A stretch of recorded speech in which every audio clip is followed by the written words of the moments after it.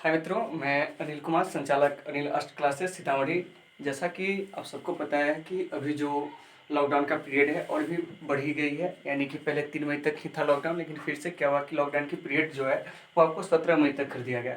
तो ऐसे में क्या है कि आप लोगों की पढ़ाई बाधित ना हो, इसलिए हम क्या करते हैं कि आपके लिए हर रोज एक किसी न किसी टॉपिक पे एक नए वीडियो लेकर आते हैं, ताकि इससे आपको अधिक से अधिक हेल्प मिल सके। तो आइए, आज का जो मेरा टॉपिक है वो है हमारे वेद। ठीक है, किससे जुड़ा हुआ है?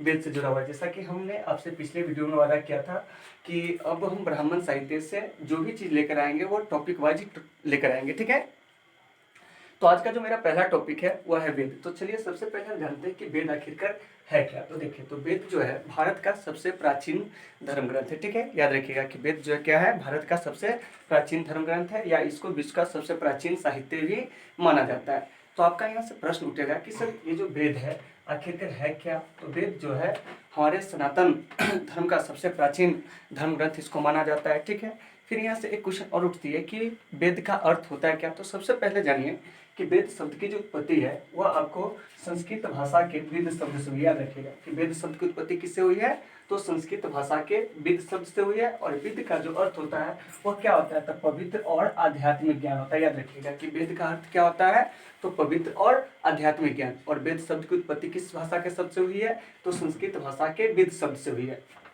अब भैया, वेद को अपुरुष से कहा गया है, यानी कहने का मतलब यह हुआ कि वेद की रचना जो है किसी पुरुष ने नहीं किया है। ठीक है, यानी कि वेद की रचना नहीं बल्कि इसका संकलन किया गया है। कई सारे ऋषि मुनियों ने मिलकर क्या किया है कि वेद का संकलन किया है। तो इसके जो संकलन करता है वह है आपको महर्षि कृष्ण द्वैपायन वेदव्यास। याद रखिएगा कि वेद के संकलन करता कौन है, तो महर्षि कृष्ण द्वैपायन वेदव्यास है। ठीक है, तो जैसा कि आप सभी जानते होइएगा कि वेद जो है इसकी संख्या 4 है। कितनी है? 4 है, यानी कि वेद की संख्या कितनी है? 4 है। तो सबसे पहले हम जानेंगे कि वेद की रचना कैसे हुई। तो आप सब थोड़ा सा सिंधु घाटी सभ्यता पे आइए क्या। तो जैसा कि आप सभी जानते होइएगा कि सिंधु घाटी सभ्यता का जब पतन हुआ था तो भारतीय धरती पर क्या हुआ था कि आर्यों के द्वारा एक नवीन सभ्यता का विकास किया गया, जिसका नाम क्या था, वैदिक सभ्यता। तो आइए जरा सा वैदिक सभ्यता के बारे में हल्का सा जान लेते हैं। ठीक है, कि ये वैदिक सभ्यता आखिरकार थी क्या। ठीक है, तो देखिए, ये जो वैदिक सभ्यता है इसका जो समय है वो है आपको 1500 से लेके 600 ईसा पूर्व है। ठीक है, इसके बाद एक चीज आपको और याद रखना है कि वैदिक सभ्यता के जो निर्माता थे वह आर्य थे। कौन थे? आर्य थे। और आर्य का अर्थ जो होता है वह श्रेष्ठ अथवा क्या होता है, कुलीन होता है। क्या होता है? कुलीन होता है। ठीक है, तो जब भारतीय धरती पर क्या हुआ कि आर्य आए और उन्होंने एक नई सभ्यता का विकास किया, उस सभ्यता का नाम दिया गया वैदिक सभ्यता। लेकिन यह वैदिक सभ्यता भी क्या हुआ था कि आगे चलकर 2 भागों में बट गया था। तो एक जो था ऋग्वैदिक काल और एक जो था उत्तर वैदिक काल। तो आइए हम बात करते हैं कि हमारे जो वेद है इसकी संख्या 4 है। तो वो कौन है? ऋग्वेद है, एक है यजुर्वेद और एक है सामवेद और एक है अथर्ववेद। तो आइए हम सबसे पहले चर्चा करेंगे ऋग्वेद की। ठीक है, तो ऋग्वेद की जो रचना काल मानी जाती है वह आपको क्या है कि 1500 ईसा पूर्व से लेकर 1000 ईसा पूर्व माना जाता है। यानी कि ऋग्वेद की जो रचना हुई थी वो आपको किस काल में हुई थी? ऋग्वैदिक काल में। क्योंकि हम आपको अभी बताए थे कि वैदिक सभ्यता आगे चलकर 2 भाग में बट गया था। एक का नाम क्या था, तो आपको ऋग्वैदिक काल। याद रखिएगा क्या नाम था? ऋग्वैदिक काल। ठीक है, ऋग्वैदिक काल। ठीक है, और एक जो था वह था आपको उत्तर वैदिक काल। कौन सा काल था? उत्तर वैदिक काल। ठीक है, तो देखिए, तो ऋग्वेद की जो रचना हुई थी वह आपको किस काल में हुई थी? ऋग्वैदिक काल में। यानी कि 1500 से लेके 1000 बीसी के बीच में किसकी रचना हुई थी? तो आपको ऋग्वेद की।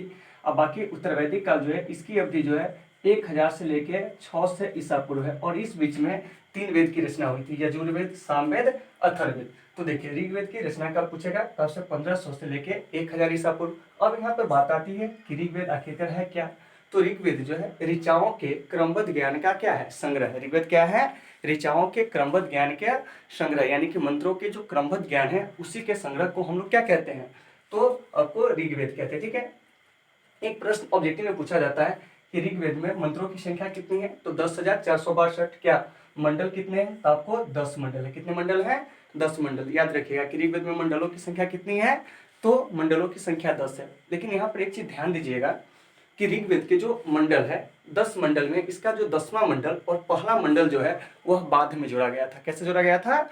बाद में जोड़ा गया था। ठीक है, आइए फिर यहाँ से बात आती है कि ऋग्वेद में सूक्तों की संख्या कितनी है। तो ऋग्वेद में सूक्तों की संख्या जो है वो आपको 1028 है, जिसमें क्या है देखिए 11 वाल खिल्ले पाठ सहित। इसका मतलब क्या हुआ कि 11 जो क्या कहते हैं कि आपको जो सूक्त होते हैं वो आपको बाद में जोड़ा गया था। क्या किया गया था, 11 सूक्त जो है उसको क्या किया गया था, बाद में लाकर कहीं से जोड़ दिया गया था, ठीक है। लेकिन मूल रूप से इसमें जो सूक्त था वो आपको कितना था, 1017 था, लेकिन बाद में 11 सूक्त को क्या कर दिया गया, बाहर से लाकर इसमें डाल दिया गया, इसीलिए इसको कहा गया वाल खिल्ले पाठ, ठीक है। अब एक प्रश्न उठता है कि ऋग्वेद की ऋचाओं को जो पढ़ने वाले जो पाठक करता होते थे उसको क्या कहा जाता था, तो उसको होत्री कहा जाता था। आपको ये प्रश्न कई बार पूछा गया है कि ऋग्वेद के जो ऋचाएं पढ़ने वाले ऋषि होते थे उसको क्या कहा जाता था, तो उसको होत्री कहा जाता था। क्या कहा जाता था, होत्री कहा जाता था। फिर एक प्रश्न उठता है कि ऋग्वेद का जो उपवेद है उसका नाम क्या है। ऋग्वेद का जो उपवेद है उसका नाम है आयुर्वेद। क्या नाम है, आयुर्वेद। याद रहेगा कि ऋग्वेद के जो उपवेद है उसका नाम क्या है, आयुर्वेद। फिर कभी कभी प्रश्न पूछ देता है कि ऋग्वेद के जो ब्राह्मण ग्रंथ है वो कौन कौन है।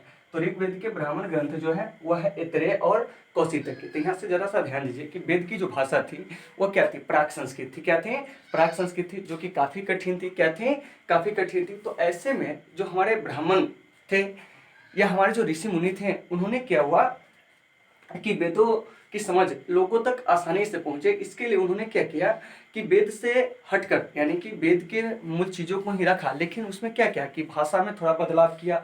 यानी कि जो प्राक संस्कृत भाषा थी उसको क्या किया, हल्के संस्कृत भाषा में लाया, और लोगों को क्या हुआ कि समझने में इससे ज्यादा क्या हुआ कि सुविधा हुआ। क्या, तो हमारे ब्राह्मणों के द्वारा क्या किया गया था कि ऋग्वेद पर आधारित ही कई सारे ग्रंथ लिखे गए थे अन्य वेदों पर। क्या, जैसे कि ऋग्वेद पे 2 ब्राह्मण ग्रंथ लिखे गए जैसे ऐतरेय और कौशितक। इसका उद्देश्य था कि लोगों को ये टॉपिक जो है ऋग्वेद जो है आसानी से समझ में आ जाए। क्या, यहाँ से एक प्रश्न उठेगा कि सर ऋग्वेद से हमें जानकारी किसकी मिलती है। तो ऋग्वेद से हमें आर्य के राजनीतिक, सामाजिक, धार्मिक इतिहास के बारे में जानकारी मिलती है। अगर आपसे प्रश्न पूछेगा कि ऋग्वेद से हमें किसकी जानकारी मिलती है, तो आर्यों के राजनीतिक, सामाजिक और धार्मिक जीवन की जानकारी मिलती है। तो यहाँ से एक प्रश्न उठता है कि आर्य था क्या। तो अभी हम बताए थे कि आर्य जो थे वो वैदिक सभ्यता के क्या थे, निर्माता थे। क्या थे, निर्माता थे। और यह हमारे भारत में जब आए तो उन्होंने ही एक नवीन सभ्यता का विकास किया था जिसका नाम था क्या, वैदिक सभ्यता। तो सही बात है कि यहाँ से स्पष्ट हो जाता है कि ये जो वैदिक सभ्यता है इसके निर्माता आर्य थे। अर्थात ऋग्वेद से हमें क्या होता है कि आर्य के राजनीतिक प्रणाली के बारे में ही हमें क्या होगी, जानकारी मिलेगी। क्या, फिर है कि ऋग्वेद के जो 8वें मंडल है, ठीक है, इस 8वें मंडल में हस्तलिखित ऋचा है, मतलब हाथ से लिखा हुआ जो ऋचा है उसको क्या कहा जाता है, खिल कहा जाता है। क्या कहा जाता है, खिल कहा जाता है। आपको याद रखना है कि एक नंबर में अगर प्रश्न पूछेगा कि ऋग्वेद के 8वें मंडल में जो हस्तलिखित ऋचाएं हैं उसको क्या कहा जाता है, तो उसको क्या कहा जाता है, खिल कहा जाता है, ठीक है।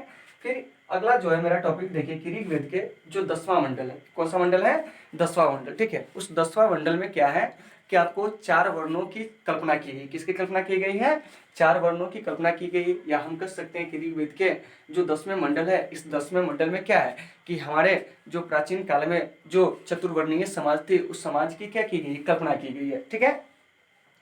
तो ऋग्वेद के 10वें मंडल के पुरुष सूक्त के अनुसार हमारे समाज में क्या थे, 4 वर्ण थे। क्या वर्ण थे, 4 वर्ण थे, ऐसा कल्पना किया गया। तो वो वर्ण कौन कौन थे, तो एक आपको ब्राह्मण थे, क्षत्रिय थे, वैश्य थे, शूद्र थे। तो देखिए, तो इसमें ब्राह्मणों का कहना था कि हमारी उत्पत्ति जो है परम पुरुष ब्रह्मा के मुख से हुई, अतः हमारा काम क्या करना है कि आपको पूजा पाठ यज्ञ संबंधी कार्यों को कराना है। क्या, वहीं क्षत्रिय का कहना था कि हमारी उत्पत्ति जो है वह ब्रह्मा जी के क्या है, भुजाओं से हुई है, अतः हमारा काम क्या करना है कि देश की रक्षा करना है, राजा बनना है। क्या, उसके बाद है वैश्य। तो इसका कहना था कि हमारी उत्पत्ति जो है परम पुरुष ब्रह्मा के जांघों से हुई है और हमारा काम व्यापार करना है। और शूद्र के लिए ऐसा कल्पना किया गया था कि इन तीनों वर्णों की सेवा करना जो था वो किसका काम था, शूद्र का काम था। तो हमने क्या देखा कि ऋग्वेद के 10वें मंडल के पुरुष सूक्त के अनुसार समाज में जो सबसे उच्च स्थान था वो किसका था, ब्राह्मण का, और सबसे निम्न स्थान जो था वो किसका था, शूद्र का था। किसका था, शूद्र का था, ठीक है।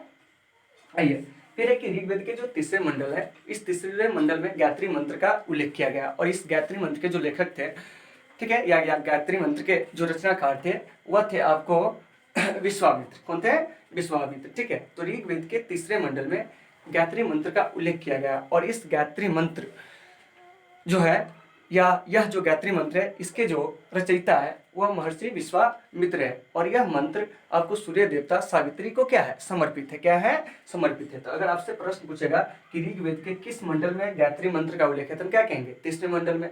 गायत्री मंत्र के रचयिता कौन है, तो महर्षि विश्वामित्र है। गायत्री मंत्र किसको समर्पित है, तो सूर्य देवता जो सावित्री है उसको क्या है, समर्पित है। फिर है कि ऋग्वेद के 9वें मंडल में देवता सोम का उल्लेख किया गया। किसका उल्लेख किया गया है, देवता सोम का। तो कभी कभी ऑब्जेक्टिव में प्रश्न पूछता है कि ऋग्वेद के किस मंडल में देवता सोम का उल्लेख है, तो 9वें मंडल में। ठीक है, अब आइए, अब यहाँ से बात आती है, देखें यहाँ पे कि ऋग्वेद में क्या है कि आपको देवताओं से संबंधित स्तुतियों या देवताओं से संबंधित या देवताओं के लिए ही मंत्रों का क्या किया गया, उल्लेख किया गया।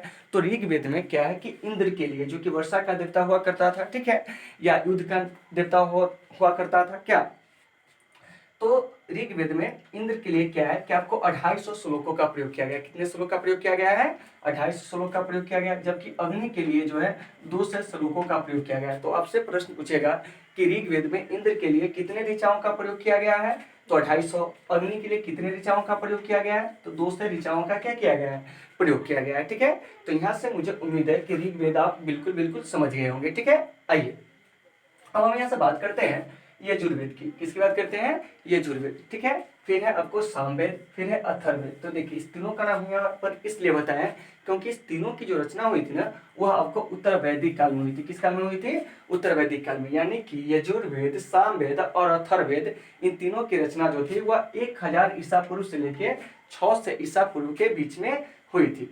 तो आइए हम सबसे पहले बात करते हैं यजुर्वेद की। तो देखिए यज्ञ संबंधी जो मंत्रों का संग्रह है, ठीक है, वो आपको किस वेद में है, तो आपको यजुर्वेद में। किसमें है, यजुर्वेद में। याद रखिएगा कि यज्ञ संबंधी मंत्रों का जो संग्रह है वो किसमें है, तो आपको यजुर्वेद में। लेकिन यजुर्वेद जो है यह आपको गद्य और पद्य दोनों में रचित है। कहने का मतलब हुआ कि कहानी और कविता दोनों माध्यमों में इसको क्या किया गया है, लिखा गया है या रचा गया है। ठीक है, तो यजुर्वेद जो है वह 2 भागों में बटा हुआ। एक जो है आपको कृष्ण यजुर्वेद और एक जो है आपको शुक्ल यजुर्वेद। याद रखिएगा कि यजुर्वेद जो है गद्य और पद्य दोनों में क्या है, रचित है। क्या है कि ये जो देख रहे हैं आप यजुर्वेद, वो आपको क्या है कि गद्य और पद्य दोनों में रचित है। तो एक तरफ आपको है कृष्ण यजुर्वेद और एक जो है क्या है, शुक्ल यजुर्वेद। तो देखिए, तो हमारा जो भारत है क्या है, भारत है। ठीक है, तो दक्षिण भारत में क्या है कि आपको कृष्ण यजुर्वेद प्रचलित है, जबकि उत्तर भारत में आपको शुक्ल यजुर्वेद क्या है, प्रचलित है। तो कभी कभी आप जब अच्छे एग्जामों की तैयारी करेंगे या जैसे किसी विशेष लेवल के एग्जाम की तैयारी करते हैं तो उसमें ऐसा पूछा जाता है, ठीक है, कि यजुर्वेद 2 भागों में बटा था, दोनों का नाम बताया था, एक कृष्ण यजुर्वेद और एक शुक्ल यजुर्वेद। तो कृष्ण यजुर्वेद दक्षिण भारत में प्रचलित था, वहीं आपको शुक्ल यजुर्वेद कहाँ प्रचलित है, उत्तर भारत में। फिर यहाँ से एक चीज और आती है कि जो यजुर्वेद है उसके जो गद्य रचना है या उसके जो गद्य मंत्र है उसको यजुस कहा गया है। क्या कहा गया है, यजुस। ठीक है, याद रखिएगा कि ये जो यजुर्वेद है इसके जो गद्य मंत्र है उस गद्य मंत्र को क्या कहा गया है, यजुस कहा गया है। क्या, इसके अलावा इसके जो पद मंत्र है उसको ऋग्वेद या अथर्ववेद से लिया गया। तो आपसे अगर प्रश्न पूछेगा कि बताओ कि यजुर्वेद के जो पद मंत्र है उसको कहाँ से लिया गया है, तो आपको ऋग्वेद या अथर्ववेद से लिया गया। ठीक है, आइए फिर यहाँ से एक क्वेश्चन और उठेगा कि यजुर्वेद के जो पाठक करता है उसको क्या कहा जाता है।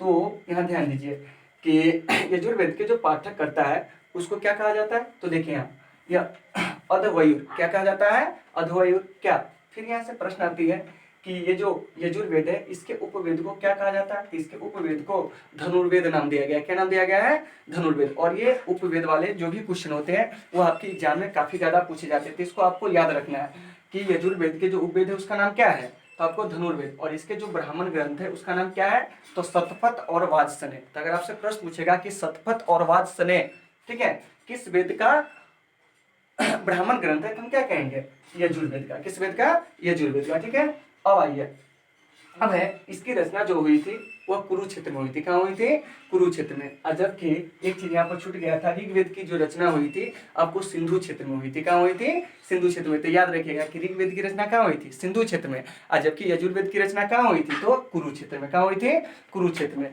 तो आप यजुर्वेद के बारे में भी क्या होंगे, इस टॉपिक को क्लियर कर लिए होंगे। आइए आगे हम बात करते हैं अब सामवेद की। किसकी बात करते हैं, सामवेद। तो देखिए सामवेद से ऑब्जेक्टिव में क्वेश्चन पूछा जाता है कि भारतीय संगीत का जनक किस वेद को कहा जाता है, तो भारतीय संगीत का जनक जो है वो किस वेद को कहा जाता है, तो सामवेद को। किसको कहा जाता है, सामवेद को कहा जाता है। फिर यहाँ से एक प्रश्न उठेगा कि सामवेद के जो पाठककर्ता होते थे उसको क्या कहा जाता था, तो उसको उद्रात्री कहा जाता था। क्या कहा जाता था, उद्रात्री। ठीक है, क्या कहा जाता था, उद्रात्री। ठीक है, अब आइए, अब है कि ये जो सामवेद है, ठीक है, तो इसका जो संकलन है वो आपको ऋग्वेद पर आधारित है। किस पर आधारित है, ऋग्वेद पर। और ऋग्वेद क्या है, तो भारत का सबसे प्राचीन वेद है। क्या है, सबसे प्राचीन वेद, यानी कि जो 4 वेद है ना, उन 4 वेदों में जो सबसे प्राचीन है वो कौन है, ऋग्वेद है। और इसी ऋग्वेद पर क्या है, तो आपको यानी कि सामवेद के जो ऋचाएं हैं वो क्या है, आधारित है। ठीक है, आइए, फिर है सामवेद के जो उपवेद है उसका नाम क्या है, तो गंधर्ववेद। क्या नाम है,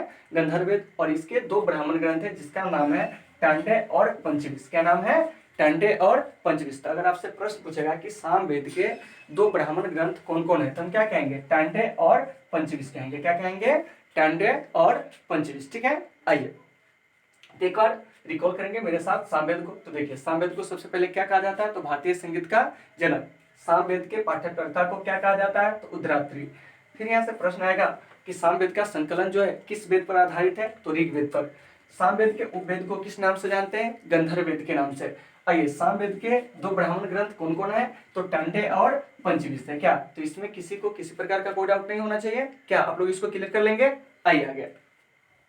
अब हम देखते हैं अथर्ववेद को। किसको देखते हैं, अथर्ववेद। तो देखिए, अथर्ववेद में सबसे पहले है क्या, तो हमारे समाज में जो कुरीतियां है, अच्छाइयां है, उन सारे चीजों का उसमें उल्लेख किया गया। जैसे तंत्र मंत्र हो गया, जादू टोना हो गया, आयुर्वेदिक औषधियां हो गया, प्रेम विवाह हो गया, साप अभिशाप हो गया, वशीकरण हो गया। तो इन सारे चीजों का जो उल्लेख है वो किसमें है, अथर्ववेद में। किसमें है, अथर्ववेद में। अब आइए, अथर्ववेद के जो आपको क्या कहते हैं उपवेद है उसका नाम क्या है, शिल्पवेद। याद रहेगा कि अथर्ववेद के जो उपवेद है उसका नाम क्या है, शिल्पवेद नाम है। फिर है कि इसके जो ब्राह्मण ग्रंथ है उसका नाम क्या है, गोपत ब्राह्मण। क्या नाम है, गोपत ब्राह्मण। तो याद रहेगा कि अथर्ववेद के जो उपवेद है उसका नाम क्या है, गोपत ब्राह्मण। आइए, फिर यहाँ से कभी कभी क्वेश्चन पूछा जाता है कि अथर्ववेद को अन्य किस नाम से जानते हैं, तो अथर्ववेद को अन्य नाम जो है वो आपको ब्रह्मवेद है। कौन सा वेद है, ब्रह्मवेद, या इसी को भेषण वेद भी कहा जाता है। क्या कहा जाता है, भेषण वेद भी। याद रखिएगा कि ब्रह्मवेद या भेषण वेद किसको कहा जाता है, तो आपको अथर्ववेद को कहा जाता है। ठीक है, याद रहेगा,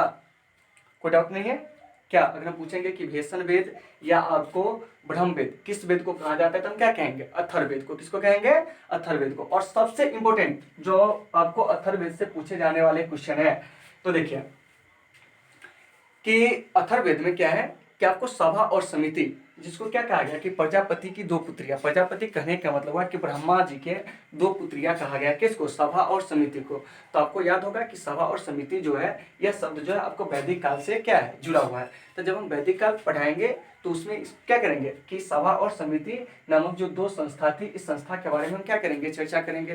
क्या, यानी कि यह 2 संस्था थी जिसमें क्या होता था कि एक में निम्न लोग आते थे तो एक में उच्च लोग आते थे। ठीक है, आइए, तो अथर्ववेद को एक बार हम क्या करते हैं, रिकॉल करते हैं। ठीक है, तो देखिए अथर्ववेद में क्या है, तो सबसे पहले तंत्र मंत्र जादू टोना, ठीक है, इसके अलावा साप अभिशाप प्रेम विवाह, इन सारे चीजों का क्या है, उल्लेख है। क्या, फिर है कि अथर्ववेद के जो उपवेद है उसका नाम क्या है, शिल्पवेद।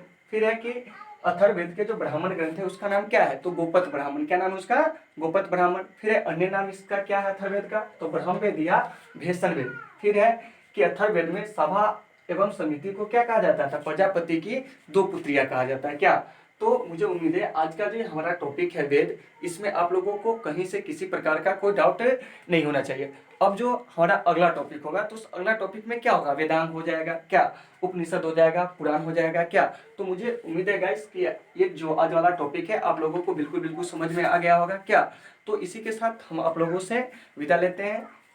ठीक है, take care all of you.